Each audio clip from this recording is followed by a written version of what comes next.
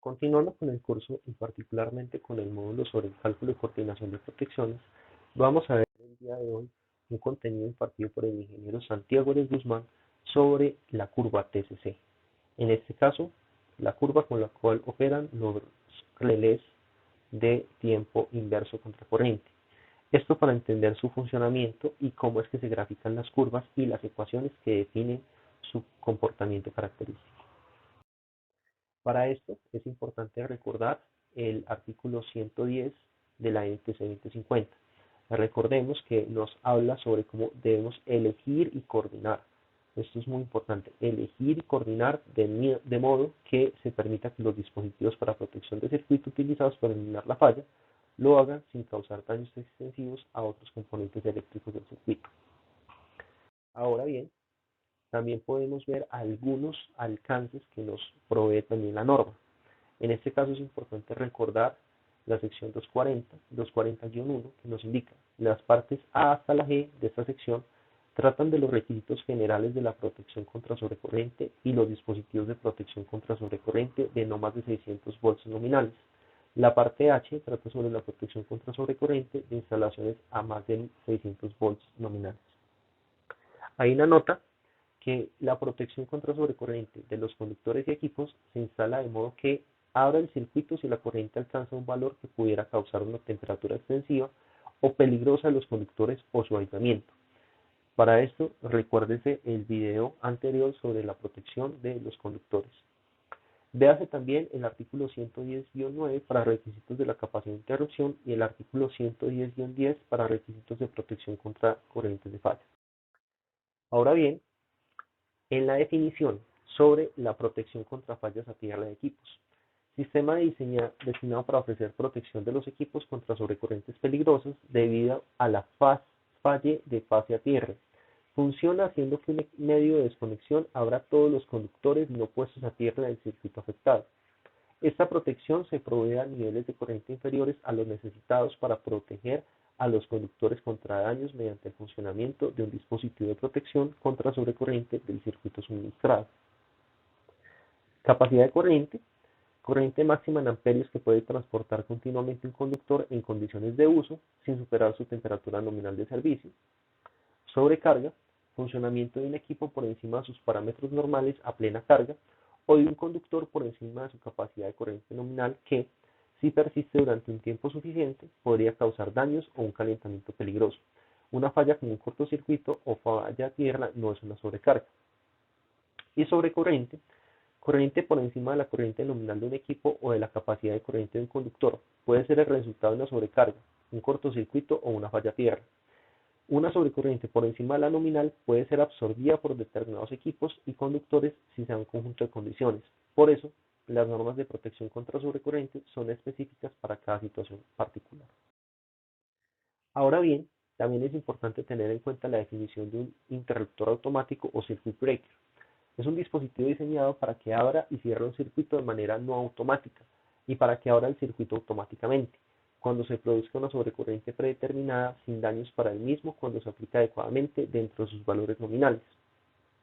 Nota: los medios de apertura automática pueden ser integrados, que actúen directamente con el interruptor automático o situados a distancia dentro del mismo, remotos, es decir, un dispositivo relé que envíe una señal de disparo al interruptor automático. Cuando tenemos el circuito de control remoto, puede ser cualquier circuito eléctrico que controla otro circuito a través de un relé o dispositivo equivalente. También es importante aclarar que hay algunos interruptores que permiten un ajuste, es decir, que los valores de corriente, tiempo o ambos a los que se ha ajustado el disparo de un interruptor automático ajustable. Aquí también es importante hacer la siguiente segmentación. Existen los interruptores automáticos ajustables, calificativo que indica que el interruptor automático se puede ajustar para que dispare a distintas corrientes, tiempos o ambos dentro de un margen predeterminado. El interruptor automático de disparo instantáneo, calificativo que indica que no se establece a propósito un retardo en la acción de disparo del interruptor automático.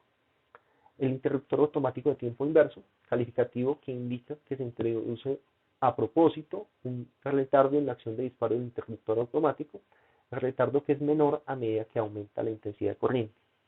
y el interruptor automático no ajustable, calificativo que indica que el interruptor automático no tiene ninguna regulación que altere el valor de la corriente a la cual dispara o el tiempo necesario para su accionamiento.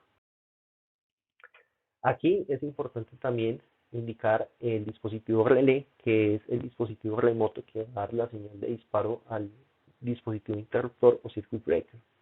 En este caso podemos ver la definición de la norma IEEE 37.90 del año 2005, que nos habla sobre los relés y sistemas asociados a relés con sistemas eléctricos.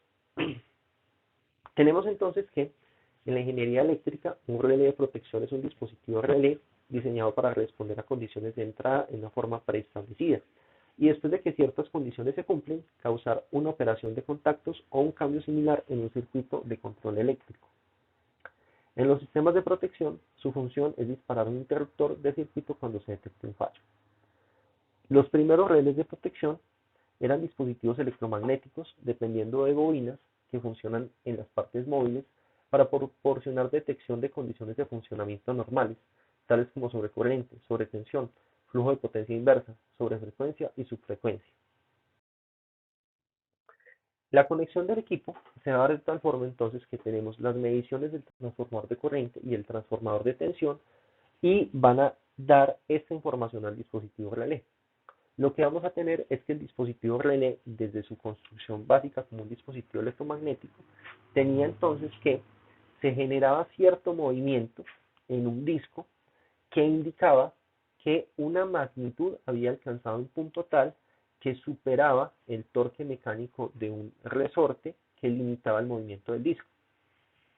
Es decir, se estaba generando una fuerza por la intensidad de corriente o el cambio en la tensión que generaba un movimiento del disco para hacer un cierre de contactos. Con esto lo que se hacía es generar una señal de disparo que enviaba a el interruptor y con la cual se hacía la apertura del circuito. Con eso entonces tenemos los transformadores de corriente, de tensión y los ajustes de relé, que son entradas para poder entonces determinar qué magnitud se está alcanzando. Hay un procesamiento interno que está asociado al cálculo que hemos realizado para determinar qué es falla y qué no es falla. Y la salida de relé va a ser la señal de disparo. También podremos tener hoy en día que generemos una señal de alarma. Y con esto enviamos la señal a, en este caso, interruptor automático para generar la señal de disparo. Ahora bien, teniendo en cuenta la forma en que opera el dispositivo relé junto al dispositivo interruptor, es importante tener en cuenta cómo podemos identificar los puntos de operación. Esto ya lo hemos visto en los videos anteriores a partir del uso de la curva TCC, en la cual vamos a ver el área del dispositivo de protección. En este caso tenemos el área de la curva y vamos a empezar a diagramar el área de operación del equipo y el área de daño del equipo, identificando claramente dónde podemos ubicar el dispositivo de protección. Esto dependiendo de la respuesta de tiempo a partir de ciertas magnitudes de corriente. Y esto para diferentes tipos de equipos. Es importante entender que los diferentes equipos, su forma de operación y sus límites de daño van a determinar cómo debo ajustar la curva, tanto para permitir que operen como para evitar que entren en una condición de daño. Hay también la forma de ver la operación del circuit breaker, el llamado disyuntor electromagnético o comúnmente y coloquialmente llamado taco. Es importante entender algunos aspectos, como por ejemplo el elemento térmico por sobrecarga y el elemento magnético por cortocircuito. Si nosotros analizamos su forma de operación, vamos a tener que cuando se genera una falla, la falla, dependiendo de su magnitud, va a tener diferentes acciones, la acción magnética y la acción térmica. Tenemos entonces que cuando se produce una falla, podemos tener ya sea la apertura por el componente magnético o la apertura por el accionamiento térmico. En este caso tenemos una lengüeta que se deforma porque se ha alcanzado un nivel de temperatura que genera una deformación y al generar la deformación tenemos que va a ser la apertura de los contactos. Y aquí tendríamos que se haría la extinción del arco. Visto de otra forma, cuando tenemos el efecto magnético, es decir, una corriente de cortocircuito elevada, tenemos que se va a generar una fuerza que va a generar un movimiento. En este caso, este movimiento me va a generar que este cilindro genere una acción y esta acción va a bajar y interrumpir haciendo la apertura de los contactos y nuevamente teniendo que hacer la extensión del arco en la cámara. Tenemos entonces aquí el ejemplo en el cual no existe un cortocircuito, se produce un corto, ese corto genera entonces una fuerza, el núcleo del electroimán se atrae y con dicha atracción se genera la apertura de los contactos. Después de esto, el interruptor se puede rearmar a su posición inicial para que vuelva a operar en el caso de una nueva falla. Ahora bien, ¿cómo es el principio de funcionamiento de este tipo de protección? Para esto podemos tener en cuenta la deducción de la ecuación de disparo de relé de inducción. El principio básico de la conversión electromagnética se aplica a los relés diseñados para operar sobre el principio de inducción. Lo que queremos hacer es mover un disco por un efecto inductivo entre dos flujos desfasados por un par electromagnético en contraposición al par de resorte al cual está adherido. Esto sobre el dispositivo que estamos viendo en la pantalla. Aquí lo que estamos viendo es entonces cómo van a estar ubicados el disco, cómo va a tener entonces el efecto inductivo por los flujos desfasados y básicamente cómo el disco también va a tener un par mecánico generado por un resorte que va a impedir su movimiento. Vamos a ver que se va a generar un cambio en esa magnitud de ese campo electromagnético que me va a generar un movimiento del disco al vencer el par resorte. Tenemos entonces que el dispositivo de la parte derecha lo podemos ver representado como el dispositivo en la parte izquierda. Aquí tenemos entonces el resorte en espiral, el cual está haciendo la acción del par mecánico para impedir el movimiento del disco. Y aquí tenemos un contacto fijo y un contacto móvil. Aquí tenemos que podemos generar cierta abertura inicial, con lo cual vamos a adherir cierto retraso a la acción. Y con esto vamos a tener que cuando se genere la corriente suficiente para poder generar el movimiento, este contacto se va a desplazar hasta que cierre los contactos con el contacto fijo y de dicha forma vamos a generar la señal de disparo. Aquí tenemos entonces que los elementos móviles son el disco y un pivote por efecto inductivo del par electromagnético, que deben ser el par mecánico representado por el resorte. Y como les indicaba, podemos ver el funcionamiento de este dispositivo como lo que vemos en la figura de la parte izquierda de la esquina inferior. En este dispositivo se mezcla el movimiento axial con un movimiento rotacional, produciéndose en el axial la función instantánea y en el rotacional la función de tiempo inverso o de sobrecorriente. El disco es más usual que esté controlado por un imán permanente que produce el par de frenado por corriente de Foucault. Aquí tenemos entonces el modelo simplificado de la acción de tiempo inverso. ¿Qué tenemos? Tenemos que se va a generar la rotación y esta rotación va a tener un ángulo. Con el movimiento del ángulo vamos a tener entonces que podemos ver este elemento como la combinación de un elemento resistivo y de una inductancia variable. Inductancia variable ya que estamos cambiando el ángulo entre ambos elementos que vamos a conectar. Con esto, la inductancia variable es variable en el tiempo, ya que depende de la siguiente ecuación. Tenemos el par del disco, el par del resorte, el par del imán permanente. Y tenemos que esto va a ser equivalente a el movimiento del disco. Tenemos entonces que podemos deducir la ecuación de disparo de relé a partir del circuito RL que vimos en la diapositiva anterior. Esto considerando que la sumatoria de las tensiones en el circuito tiene que ser igual a cero, considerando la tensión de alimentación y las caídas de tensión que se generan en el elemento resistivo y en el elemento inductivo, teniendo en consideración que la caída de tensión del elemento inductivo va a depender del cambio en la corriente que está viendo. Ahora bien, podemos multiplicar a ambos lados de la igualdad por la corriente y obtenemos la siguiente ecuación. Podemos hacer el uso de la siguiente formulación matemática y con esta formulación matemática podemos extender la ecuación a la siguiente expresión.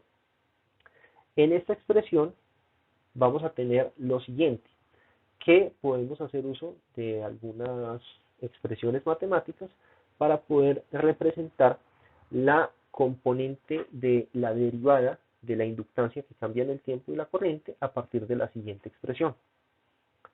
Esto nos va a permitir entonces hacer la siguiente definición que vemos en la pantalla, en la cual vamos a tener como la inductancia que depende del ángulo en la cual se mueve el disco y el cambio en la corriente se puede expresar de la siguiente manera. Si reemplazamos esta expresión en la ecuación que habíamos obtenido, vamos a obtener la siguiente expresión. En esta expresión vamos a hacer la siguiente simplificación y aparece un nuevo término que depende de la corriente y depende del cambio en la inductancia. Ahora bien, este nuevo término está relacionado con el cambio en la inductancia ante el desplazamiento del disco. Y el circuito tiene sus pérdidas propias y una potencia adicional, la potencia mecánica, que desde el punto de vista electromagnético se encuentra representado por la siguiente ecuación.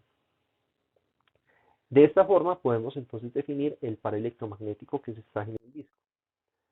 Y posteriormente, utilizando la expresión de Mason, podemos hacer la sumatoria de fuerzas en el sistema mecánico que se representa por la siguiente ecuación. Aquí, I es la corriente de entrada, K sub Q es una constante que relaciona la corriente al torque, tau sub S es el torque de resorte, omega es la velocidad angular del disco y K sub D es el factor de amortiguamiento debido al arrastre magnético. Esto después de despreciar el momentum del disco, considerando constante el torque de resorte. Aquí es importante aclarar que podemos hacer la siguiente expresión. Digamos, de la expresión que tenemos de Mason, podemos representarla por la siguiente ecuación. Aquí vamos a tener que la corriente la vamos a cambiar por una cantidad de veces la corriente nominal.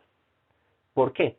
Porque nos interesa ver el efecto de una corriente de falla, es decir, m veces mayor a la corriente nominal. Con esto, tenemos que si m es igual a 1, obtenemos la siguiente ecuación, en la cual no existe un movimiento del disco, es decir, el par que estamos generando con el cambio en la corriente va a ser igual al par de resorte y por lo cual no vamos a tener movimiento. Pero si la corriente es mayor a la corriente necesaria para mover el disco, vamos a tener entonces un movimiento. Con esto podemos integrar la ecuación anterior, obtenemos entonces la ecuación para el ángulo del desplazamiento y si dimos por ambos lados de la igualdad por el ángulo, obtenemos la siguiente ecuación. De esta expresión vamos a obtener entonces lo siguiente, que el tiempo, que es el que nos va a indicar cuánto tarda el disco en mover el contacto móvil hasta el contacto fijo para generar la señal de disparo, va a depender de la corriente y se puede expresar mediante la siguiente ecuación. Aquí es importante considerar lo siguiente, las variables del torque del par que me genera el resorte y la constante del movimiento del disco, adicionalmente al ángulo la podemos representar por la constante A. Y vamos a tener entonces que podemos interpretar la ecuación que establece el tiempo que le toma al disco de relé de inducción en cerrar los contactos que dan la señal de disparo para un ángulo de rotación, dependiendo del time dial setting o el retardo que le hemos agregado a ese ángulo. Con esto tenemos que las normas internacionales IEEE 7.37.112 y la IS 60255 reflejan la ecuación según las siguientes, digamos, algunas constantes a partir de estas ecuaciones, y con esto podemos entonces diagramar los diferentes tipos de curvas. Aquí es importante entender que las constantes A, B, C y P me van a indicar qué tan inclinada es la curva, o dicho de otra forma, qué tan inversa es. Entonces tenemos curvas moderadamente inversas, muy inversas, extremadamente inversas. Estas curvas, adicionalmente, podemos agregar un retardo que, como les indicaba, va a ser el dial de tiempo, el TDS, y con el dial de tiempo, básicamente, para una curva con unos parámetros fijos y para una corriente pickup fija, podemos retrasar el tiempo en el cual va a disparar. Esto es importante particularmente en el caso de considerar la protección de motores, en el cual debemos asegurar que el motor tenga una corriente de arranque adecuada. Aquí también vemos las gráficas para las diferentes constantes, entendiendo que dependiendo de las constantes elegidas vamos a tener un comportamiento más o menos inverso. Aquí vemos las curvas de funcionamiento, recordando las bandas de tolerancia, recordando cómo vamos a actuar en zona de sobrecarga y en zona de cortocircuito y en la zona mixta. Y recordando siempre que la zona de cortocircuito va a ser un poco más complicada de coordinar entre dispositivos en serie. Con esto finaliza la presentación, espero que haya sido de su agrado. Recuerde que si tiene alguna duda, contacte al docente encargado del curso. Muchas gracias por su atención.